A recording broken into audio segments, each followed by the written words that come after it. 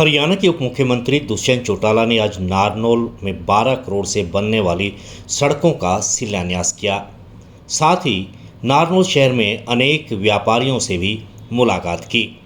हरियाणा के मुख्यमंत्री दुष्यंत चौटाला आज नारनौल पहुंचे, जहां उन्होंने अनेकों कार्यक्रमों में भाग लिया। दुष्यंत चौटाला का आज नारनौल शहर पर आधारित कार्यक्रम है। वे कुल 27 कार्यक्रमों में आज शामिल होंगे, जिसमें अनेक सामाजिक संगठनों के साथ साथ व्यापारी वर्ग भी शामिल है। दुष्यंत चौटाला ने प्रजापत समाज के कार्यक्रम के बाद पत्रकारों से बातचीत करते हुए कहा कि इस बार किसानों की फसल को ओलावृष्टि और तेज ठंड से काफ़ी नुकसान हुआ था, जिसको लेकर अब सरकार ने 181 करोड़ 67 लाख रुपए से भी अधिक की राशि उन किसानों को मुआवजे के तौर पर दी है, जिन किसानों ने अपनी फसल का बीमा नहीं करवाया था।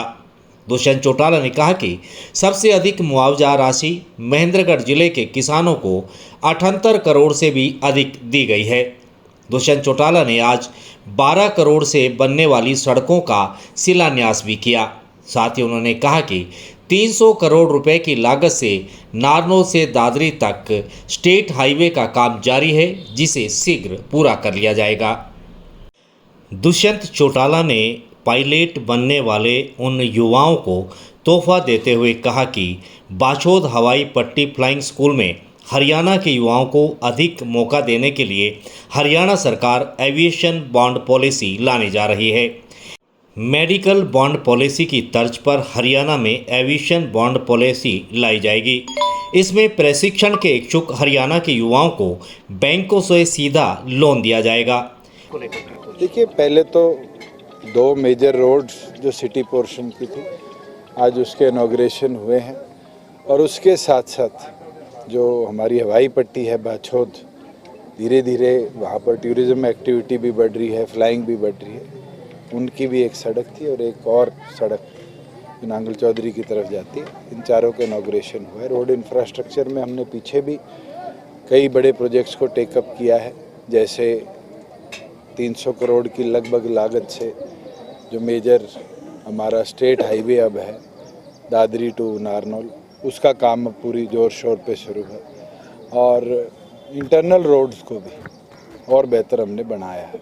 मेरा तो ये टारगेट है कि मल्टी लॉजिस्टिक हब जो है वो इस साल के अंत से पहले हम शुरू करवा दें।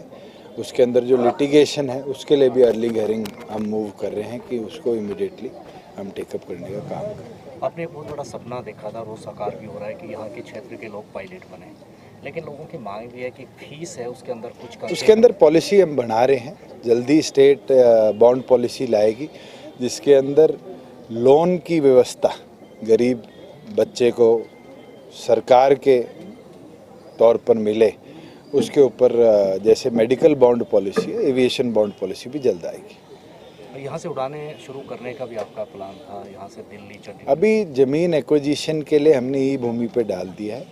अगर रनवे एक्सपेंशन के लिए हमें जगह मिल जाती है प्राइवेट, क्योंकि किसानों की ज़मीन है, वो अपनी सहमति दे देते हैं, तो एक्सपैंड कर हम ज़रूर शुरू कर पाएंगे, क्योंकि आज रनवे 3000 फीट का है और 500 फीट और एक्सपैंड हो सकता है। इसके अंदर कोई भी पैसेंजर एयरक्राफ्ट या लैंड नहीं हो पाएगा, और जब तक पैसेंजर एयरक्राफ्ट लैंड नहीं हो पाएगा, यहाँ से कहना कि पैसेंजर फ्लाइट उड़ेगी पॉसिबल नहीं। 78 करोड़ से ज़्यादा महेंद्रगढ़ को मुआवजा मिला है, क्योंकि सबसे ज़्यादा सरसों का लॉस महेंद्रगढ़ में आया था, और लगभग 48 करोड़ रुपया हमने दादरी ज़िले को मुआवजे के तौर पर दिया। कुल 181 करोड़ 67,700 प्लस किसानों के खातों में कल सरकार ने ट्रांसफ़र किया है। ये वो फार्मर्स हैं जिनके पास किसी तरह की इंश्योरेंस नहीं थी और उनकी क्रॉप वेरिफिकेशन पूरी तौर पर हो गई थी, और 3-4 चरण में जो फसलों को नुकसान आया था उसके अंदर है। अब जो फार्मर्स ऐसे थे जिनका